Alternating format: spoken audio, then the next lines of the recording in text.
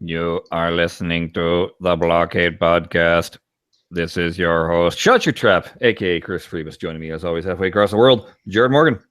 Hello. How's things? Things are okay. If I have a little trouble speaking today, that's because yesterday at breakfast I bit the tip of my tongue and I bit it nice and good, and it feels like I'm missing I just chomped it right off. Oh. Yeah, that's never fun.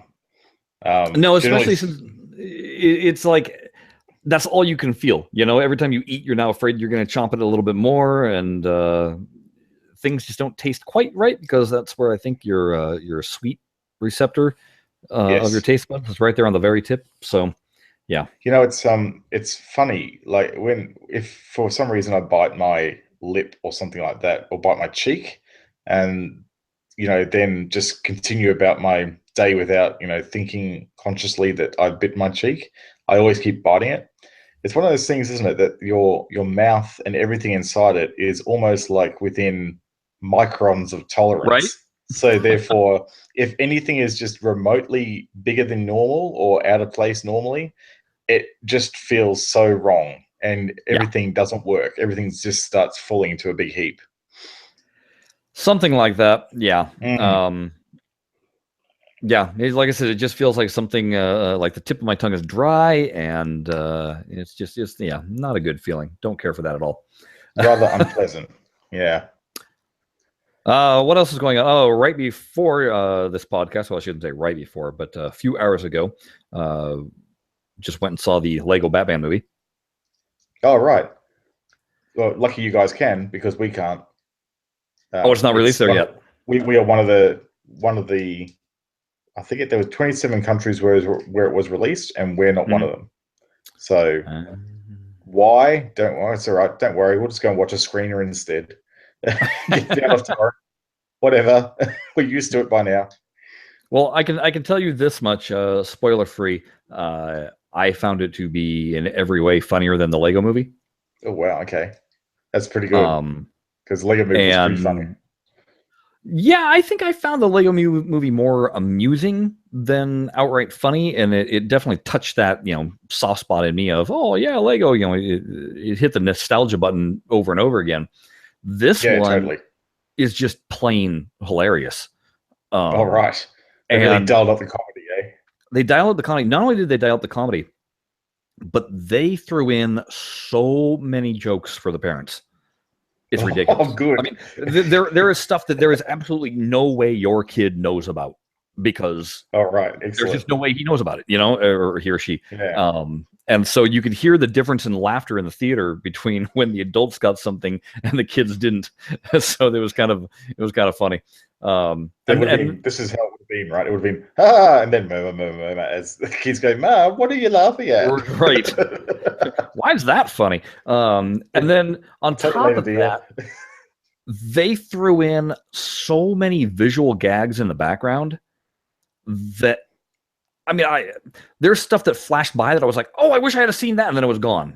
And it's one of those things where I think that if you just constantly freeze framed any particular frame and looked in the background, you'd see something. It is jam packed with Easter eggs. So it's one definitely designed for repeat watching on DVD. Yeah, I think so. And then when we get finished with this podcast, I'm going to go see John Wick Chapter 2. Oh, John Wick. Okay. Yeah. I haven't seen that at all. You haven't seen the first one? Nah. Which one is John Wick? You know of it though, yes? I think so. I've heard of it. Like, it got released down here and everything, but I just didn't really pay much attention to it. It was probably a busy period. How long ago was it released? For people like, it was released, I want to say 2 years ago. Yeah, 2 years ago in February, at least here. So for the uneducated like Jared, John Wick is Keanu Reeves. He is a former assassin, and some idiotic people that think he has a hot car decide they're going to steal his car, but while they're at it, they're going to mess him up, and they wind up killing his dog, and that's all it takes for him to Go postal. Get back into the game and go postal. And when I say postal, basically it's call it gun fu. If you're a fan of any of John Woo's movies, you know what gun fu is. Yeah. And he proceeds to just kill the ever-living hell out of anybody that gets in his way. And probably 90% of those kills are headshots. That's the only reliable way to do it. It is the only reliable way. Movies would be a lot shorter if everyone just did headshots, you know? Yeah. The thing I found so refreshing about that one, and this is why I'm really looking forward to seeing the sequel, is that for as much as I complained about shaky cam, this movie is completely devoid of it. And it does not do massive amounts of quick edits. There's actually they came out with an honest movie trailer for John Wick, and they showed a comparison of just kind of in that trailer of why John Wick rules and something like Liam Neeson's Taken sucks. And that is because they showed probably a 10-second clip from John Wick. Not a single cut in it, but it's him tumbling and jumping and killing, and the camera's just following him the entire time. And then they showed a equally 10-second clip from Taken of Liam Neeson hopping a fence, and I kid you not, there was 6 cuts within that 10 seconds. So just because Liam's old and it's hard for him to jump over a fence, you need to put him on a trampoline. Boing! Right. And Keanu's in his 50, and yet he's 50. Yeah, I know, it's crazy, right? He must really have worked out to do John Wick. Well, they said that they used portion of their budget to put him in training for 3 months. Wow. So that was part of the budget of movie expenses. Yeah. So they wanted him that bad. They wanted Keanu, Reeves, that bad, that they put him into training for 3 months. Well, they realized that that's what everybody identified with in the first movie. It wasn't just the action, it was watching Keanu do it. So it was like, well, we need to have Keanu doing this again, every bit as much as he did in the first one. And fortunately, he's totally down for doing that kind of stuff. He's been pretty good as an actor, right? Because, to get that much training and get that fit, it's a full-time job. So imagine being able to get paid to get that fit as part of your job, and then do your job and get paid again. You know what I mean? It's pretty good if you think about it. Yeah. I think about really that. It's win-win. You think about it. It's even thinking about it with professional athletes, where yes, they're getting paid to play the game, but they're also getting paid to show up every day and hit the gym and do workouts. And a lot of these training facilities, when you're at their facility, they've got the full massage area, and they've got the food there for you. I know the Los Angeles Lakers basketball, they're building a new facility that'll open next year, and they already showed pictures of what's going to the amenities that are going to be in this training facility. One of the things was even having a barbershop. So you really don't have to leave. Yeah, basically. Yeah, it's basically go there, hang out all day, do your thing, and go home, and that's what you're getting paid for. So yeah, that's your job. Instead of being in an office, you're in a gym. Instead of filing TPS reports, you're doing burpees. Thank God I've never had to file the TPS report. Yep. I on my desk by to work Monday. Saturday, though. Yeah. Yeah, that'd be great. That'd be great.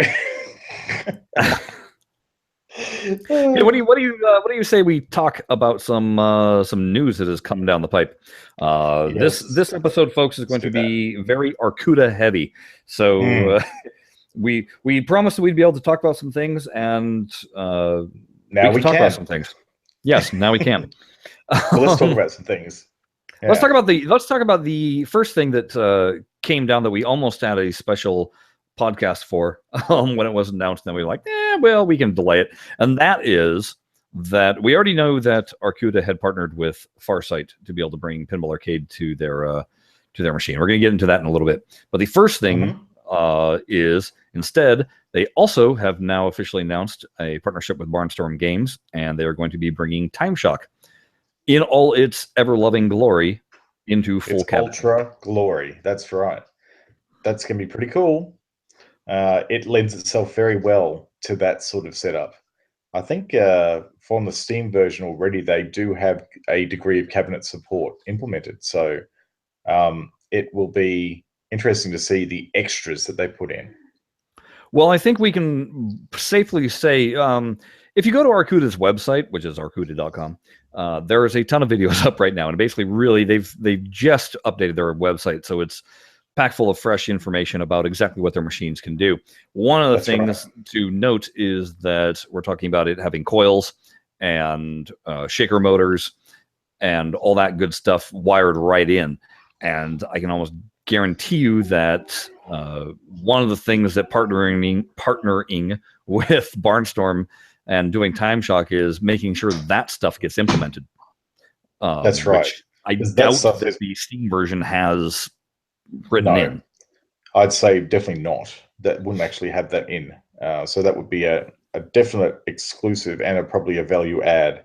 If you really want, if you were like one of those guys that was just super into Time Shock, and you wanted basically a real pinball without having all the trouble of a real pinball in your house, that would be the version to get.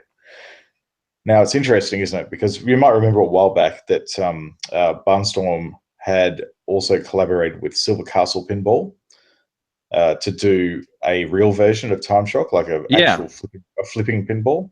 Right. So I started digging into that aspect of it a little bit too, because I thought, it's interesting that they're going down the digital path here and allowing Arcooda to actually offer what is essentially going to be a very complete version of Time Shock. So I started digging around from Silver Castle, and to be honest, there's not a lot of online information about Silver Castle. They seem to only have a Facebook presence. And on looking on their Facebook posts over the last couple of years, I saw one back on 15th of June 2016, and I won't read you the full post, but there's two reasons why they were saying that things have been delayed. The first one is about, not accepting pre-orders, et cetera, and we don't want to take money before we have it. But the second point, which is interesting, is that, and two, no matter how close the computer game comes to the real thing, not a single object in the whitewood could be left the same as in the game. No. That together with all changes Dennis Nordman made meant going through many playfield iterations and taking a lot of time to get the point where we are now, a well-flowing playfield layout that we're very happy with. Now, the thing to point out there, not a single object in the whitewood could be left the same as in the game. Let's dwell on that for a minute. Yeah, please. It sounds like that suggests to me that somehow the guys at Barnstorm Games said, "Yep, you should do Silver Castle. That we'll get Silver Castle to do a flipping whitewood on it. Cool."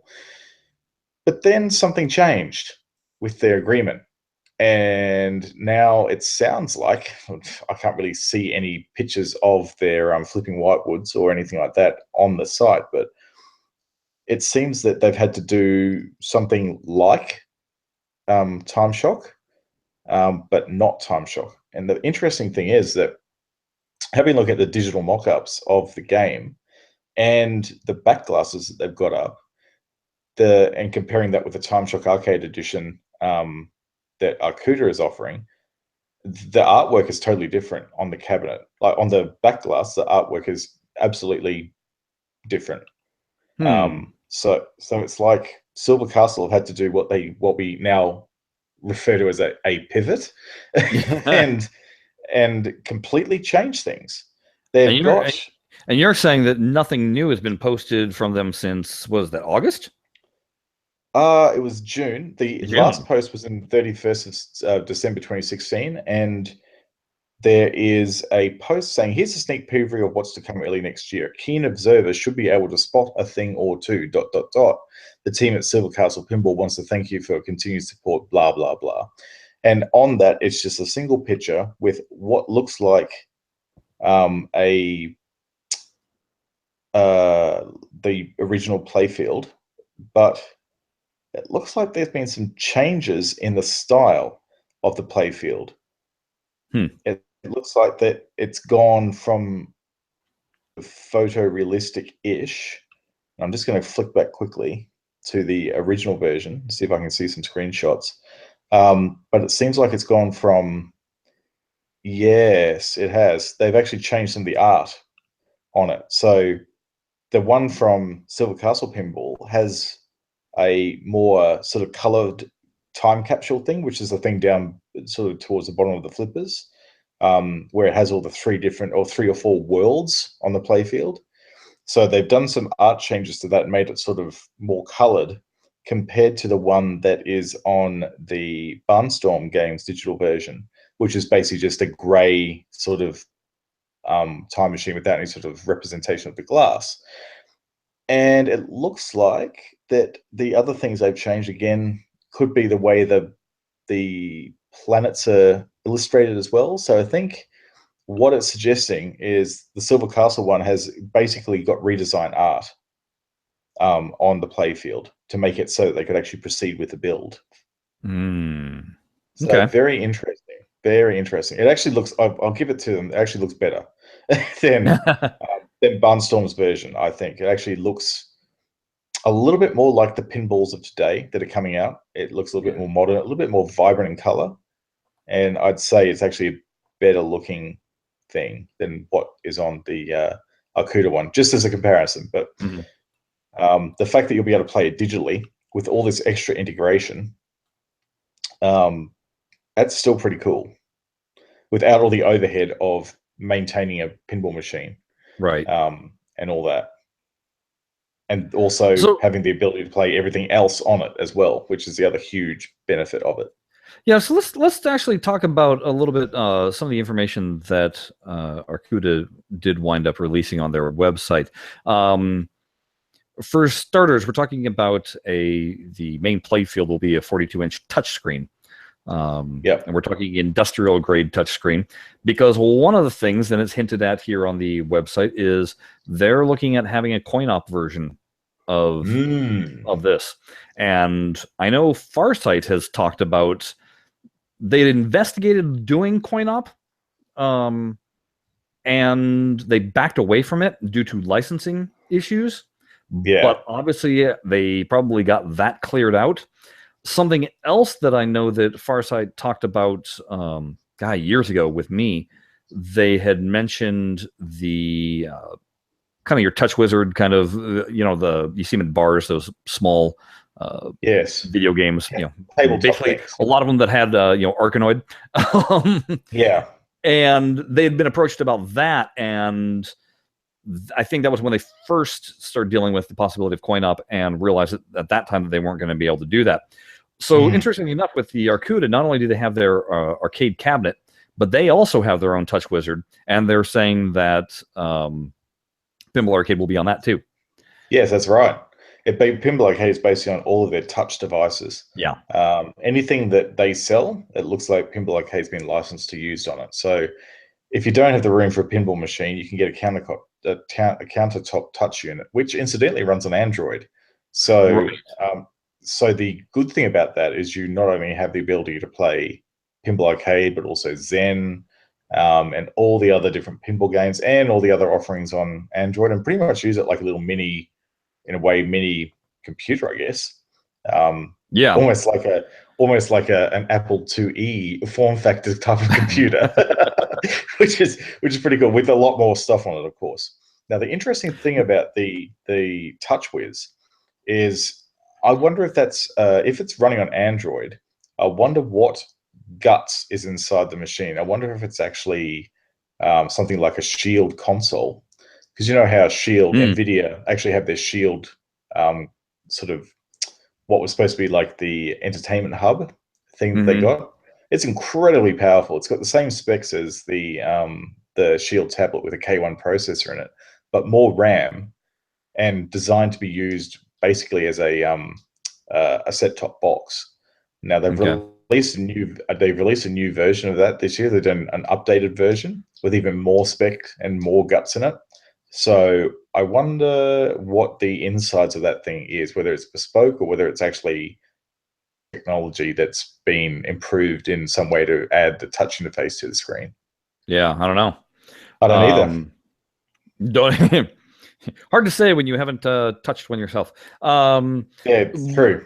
It is. One of the other things that they have announced with regards to Farsight and Pinball Arcade is that they are actually mapping the what do you call it, the coil mapping, or the shaker motors, coil pulses. Right. As well like an interface. As well as the lighting. Now, one of the things that they're talking about lighting is in the back glass. So what happens here? Your playfield is going to be obviously on the 42-inch. Your DMD is going to go pop up to the custom LCD that they have for correct. That's right, the 15-inch HD LCD monitor. Right. And then they've got the 32-inch monitor up top for your back glass.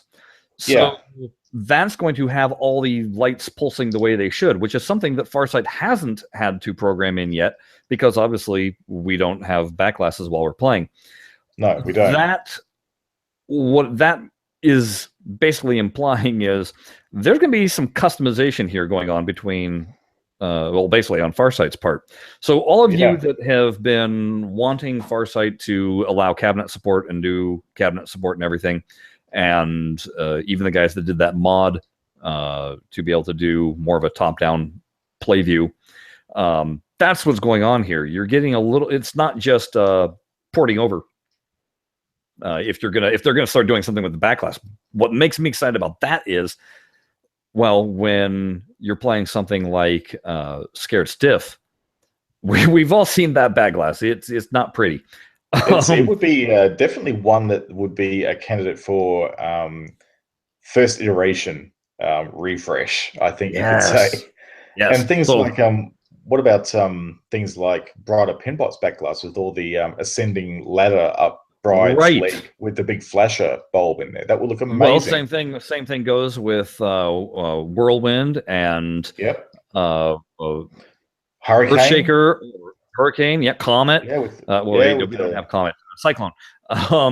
Any of those. All of a sudden, you're going to have the back glass doing what the back glass should do, which will be awesome. So I'm really kind of stoked at the fact that they announced that, because that means that Farsight's going to have to get to work and do some stuff, and it's stuff that we've been begging Farsight to do, even though it's like, we're begging them to make certain tweaks to a back glass that we'll never see, but that'll be sweet. I'm really looking forward to Farsight doing that, and hopefully it'll trickle down to just even the regular game itself. I don't know if it will. You don't know if it will? I don't think it will. I think this work is being conducted under license, essentially. Oh, so it would be a Arcooda exclusive. I think so, yeah, because this is, well, number one, the Farsight, to make that actually work, I'm not sure, you might have to help me understand how the mod on Steam works to actually get back glass support, but I think they don't have back glass support on the mod, as far as it's only DMD.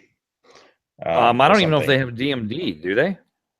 I just know what it is they instead of using the camera angles that Farsight provides, they hacked into the program to be able to get a top-down look without it having any kind of angle. Oh, right. So it'll actually fill up the entire. Yes. Yeah, right. But that would be, well, then this is a huge step up from there. Then now, I think there has been a bit of one piece of feedback that we got when we announced this on BlahCadePinball.com. I did a blog post up because we just didn't have time to do an episode. There was a bit of a time constraint with Arcooda releasing the information to us early. But the thing that we got as a feedback from one of our listeners is that they're a little bit disappointed that Farsight has gone down the path of sort of not really supporting those people with cabinets. And, there's been a bit of language in there that suggests that people aren't really happy. But I guess to that, I'd say, fair call. It probably is a bit frustrating if you have a cabinet and the suggestion of cabinet support has been, thrown around by Farsight. But, at the same time, the stuff that Arcooda is doing here is non-trivial. Like, it's this level of integration was never even thought about by Farsight when they were like tossing around cabinet support. Right. So this here is, and so that's one thing. The other thing too is that, this platform that Arcooda is here, I guess if you like the concept of pin cabs and you've set yourself up one yourself, it might be worthwhile going, you know what, maybe I should look into this, because this, out of any other platform that's there, I don't think there's any other one that actually has a 42-inch touchscreen monitor. Well, let's touch about that, because if you watch the video that's on their website, they show that this isn't just a pinball cab. No, it's not. You can replace the apron basically with full joystick and arcade buttons on top. Yeah. And therefore, you're also able to play any number of games. They were showing a demonstration of playing Grid, which is a racing game, on it, yep. And Gauntlet Legends, and being able to play it either on the 42-inch screen or throwing it up onto the 32-inch back glass and playing it there. Yeah. One of the things they showed was they were playing Grid with the joystick, and then they switched it over to playing it with the touchscreen. Yeah. And then they switch it over and play it with your controller plugged into a USB port that's on the front of the coin door, basically. Yeah. So there's many different ways of playing. They also point out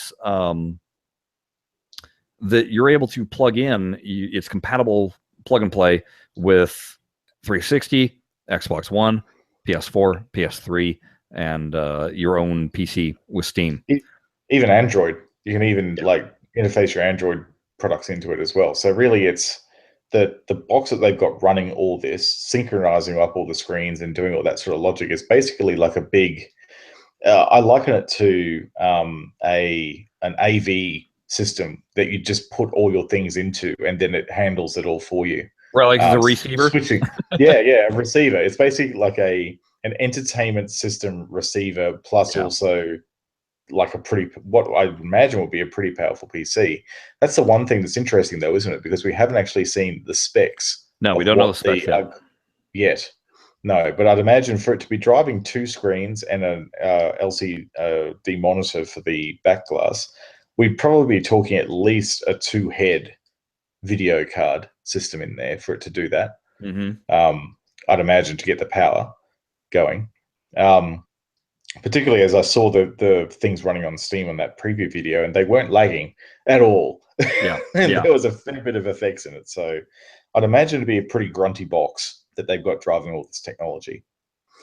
I think I saw a sneak peek of the box. They didn't show it what was inside, but I saw sort of what it would actually look like. They had a picture. Here it is. Let's see if I can bring it up. It's not really super clear, but it looks like it's a big PC box. It probably would sit in the bottom of the cabinet. And it looks like it's got pretty heavy ventilation in it. It looks like it actually has 2 power box. What are they? CPU. My words fail me. Power supplies in it. Herp derp power supplies in it, and a big panel, which is a little bit low res, but I can't really see. But a big panel with a whole pile of connects on the back. Oh, I'm zooming in. It's all right. So there, yeah, it looks like it's a relatively decent looking box. So it should be very interesting to see what other changes get made for compatibility issues. I do know that right now, if you watch the announcement with Pinball Arcade, that right now the DMD, it didn't look like the DMD was working, other than for, I don't know, I kept on seeing images of where it just looked like it was Pinball Arcade running on the 42-inch. No back glass, no, well, sometimes I saw DMD, sometimes I didn't, but the DMD was clearly on the 42-inch. And I know they don't want that there, obviously. No. So right now, I think what you're seeing is the current version of TPA running on on the Arcooda system, and eventually they'll get it through some wizardry. Get it. Obviously, I'm assuming the wizardry is on Farsight's end, but making it integrate with the machine completely. But I think that'll be, because I've touched a video pinball once. It was at one of the league guys. They had one, and I quickly started playing a game on it, and then I went, "Why am I playing this when I could go play, the actual machines?" It didn't capture you enough. Well, and then not only that, but it was just, okay, great, the buttons are on the side of this thing, but that was it. The idea of having the coils react so that it feels like when you're pushing the button, the flipper is flipping. I wonder, what do they have going on for, say, the pop bumpers? Is that another set of coils that's going to activate? Yeah, I'll say there'd be a shared set of coils. There'll be different ones. You know how, like in a machine, there's ones that actually pull and ones that actually activate cranks. There'll be a whole stack of different types of solenoids inside. So they might actually even have like a basic subassembly, probably a custom subassembly, just with the, I guess, the coil set up in the pop bump configuration, but probably attached to the side of the cabinet. So I'd imagine that one side, there'll actually be, or maybe on the base or something like that, there'll be an array of coils that will basically be hammering away on the side of the cabinet. You want to have that feeling, you want to have that tactile feeling through the cabinet. And I think the only way they're going to do that is to probably put it quite close to the front where the flipper buttons are. So you'll actually feel it a lot better. Feel it going, and then there'll be things like the vibrator motors and all that sort of stuff as well, which will need to go in. I wonder if they'll put a replay knocker. Oh, I think they'd have to. It's not a pinball machine without a replay knocker. Yeah. So imagine having that integrated directly with the Pinball Arcade software. Every time you get a replay, it actually orchestrates it correctly in time with the replay on the machine itself. Pretty cool. The only thing is if they well, considering they're looking at the coin-op version, I think this is kind of a good indication that no, we will not be seeing Stern Pinball on this unless they'd have to get a whole nother license going. But the Stern tables have that different pinball, that high pitched squeak of noise for their replay. Yeah. I don't know why they put that in. I think they were trying to cut down on coils, and they thought, what's the most annoying noise that we can put in a pinball machine that tells everyone that something happened on it? And it'll be that basically a 1 second blast of feedback through the speakers. Yeah, that sounds great. Like, that won't be annoying. Is it really through the speakers? It's not an actual knocker? No, I've never known. It's not a knocker. It's fully digitized. It's through the speakers, which is why it sounds terrible. Wow. With on some of the early like Royal Rumble and stuff like that, Data East tables, that had it like a little bit sounded like there was a bell inside the machine. Yeah, but it wasn't. It was just all through the speakers. So, it's all just like a digitized sound, basically. The most annoying sound ever in pinball. Now, the video also shows a whole bunch of showed a display of a whole bunch of other games. I don't know if any of it was pinball, but it sounds like they've got other vendors obviously coming on board with them. And fully using the integration that all the control setups that they have. So it should be very, very interesting to see how this comes along, and be curious to see what the end result with Farsight is. Because I think that's going to be a big selling point, is if this is the definitive version of Pinball Arcade. And again, they're advertising, it's well over 70 tables that you get to play with. So this is really, if to my mind, this would be essentially a commercial fork of Pinball Arcade. Yeah. Which is it's going to have full customization. Like, I don't think we're going to see the cabinet mode like we see on the Arcooda platform. Anywhere in Pinball Arcade that's offered on Steam. Like, it's just not going to happen. Yeah. Oh, I know what I was going to say was with regards to having only touched video pinball once, but to play it with all those coils going off and having an actual DMD, I'm very interested to see how much my brain gets fooled. One of the things they mention is there's it was in parentheses, a 3D view. And I'm very curious to know what that means. Are we talking about simulated 3D? Like if you had a Kinect camera hooked up to this thing, so when you shift your head, it's reading that and altering the perspective accordingly? Or is it just a particular, unlike the view 1, view 2, view 3 that we're used to seeing, but it's a certain view specifically for this platform that gives more depth somehow? I don't know. That'll be something weird that I'm curious to see. Yeah, I think it will be kind of interesting because it was actually mentioned, like we'll read the block that is for Arcooda Pinball Arcade in the little box set, which says Arcooda Pinball Arcade is being developed in partnership with Farsight Studios, makers of the #1 video pinball software, the Pinball Arcade. Many new features are being implemented to create a realistic pinball experience, including easy touchscreen navigation and gameplay, advanced playfield angles, including 3D options, which is what you were saying, real pinball part support, tournament play, and 3-screen gameplay. Over 70 customized classic pinball titles will be exclusive to Arcooda Pinball Arcade, including the Addams Family, Funhouse, Terminator, and there's a few other ones. So over 70 customized classic pinball titles, exclusive to Arcooda Pinball Arcade. So that pretty much there says, no, this is like a fork of Pinball Arcade, especially for Arcooda. So yeah, sorry, cabinet builders, you're out of luck. This is not going to be coming your way anytime soon. Yeah. Unless, of course, you buy one of these cabinets. Then it will be coming your way. Right. Yeah, but like I said, I just want to know how much can it fool my brain, I think with 3D, a lot.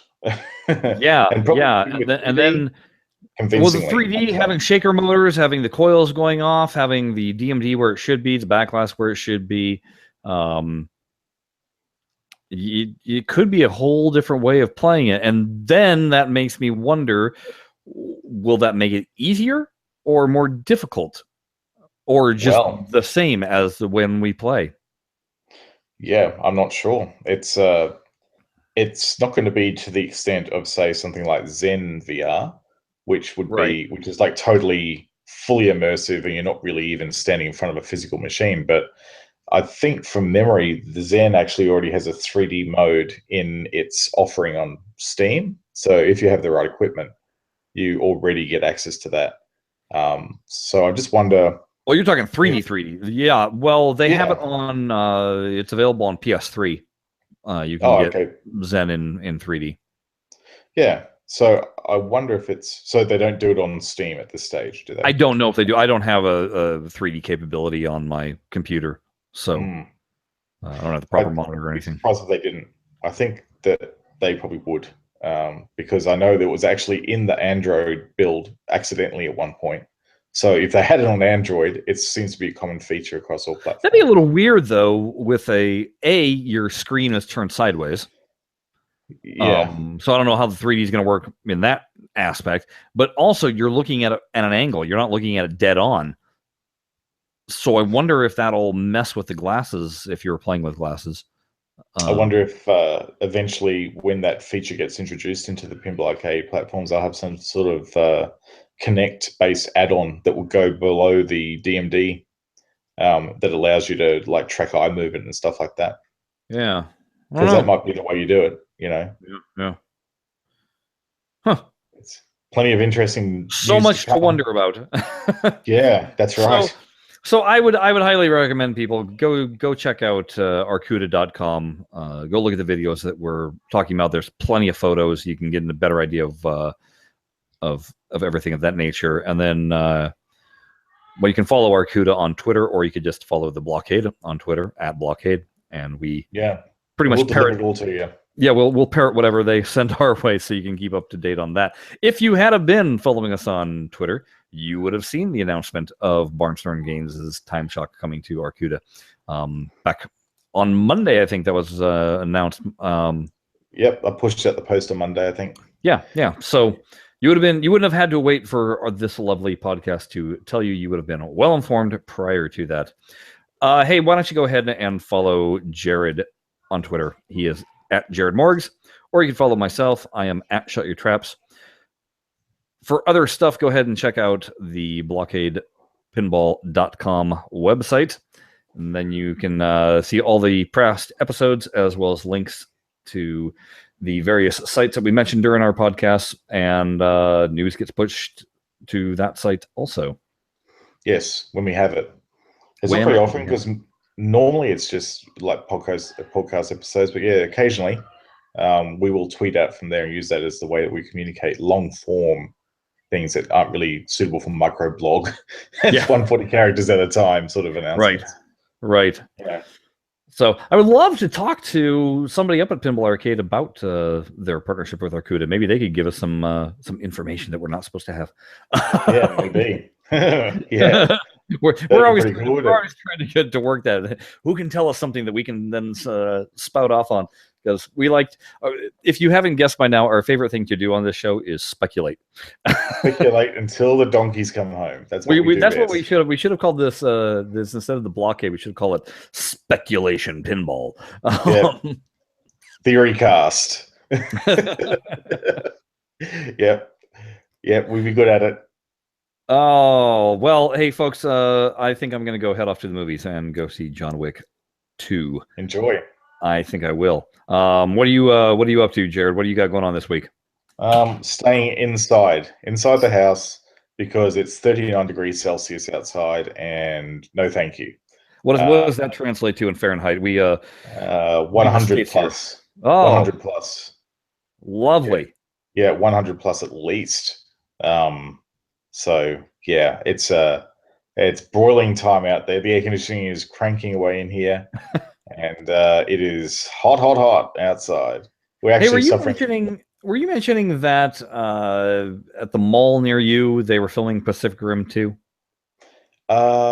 In the city, yes. They basically turned it into downtown Tokyo. It was in the mall. A buddy of mine, he's got a friend in Australia also. She works in Sydney, and she had received notice just the other day of... basically, they're seeking permission to film, and it was for Pacific Rim 2. And the notification got sent to the office building of, we are going to be firing off a lot of gunfire. Please do not call the police. It is fake gunfire. There you go. So everything is under control. Don't worry. So there you go. That's pretty exciting. Yeah, they're using a lot of locations here in Australia for filming this. Mm-hmm. So it's kind of cool. To sort of see movies coming down here and utilizing our areas. Yeah. And then I'll close with saying, so this kids show that I've been working on for Disney Channel, Stuck in the Middle. Yep. We had our premiere episode last week, and we went to work on Monday and found out that we were the #1 rated kids show for shows aired so far in 2017. Well, congratulations. That's really good. Now, the funny part is, what is the age group? So usually when you're talking about ratings, the coveted group is your 18 to 34-year-olds. Okay. That's who they feel has the most expendable cash and can be suckered into whatever advertising goes on.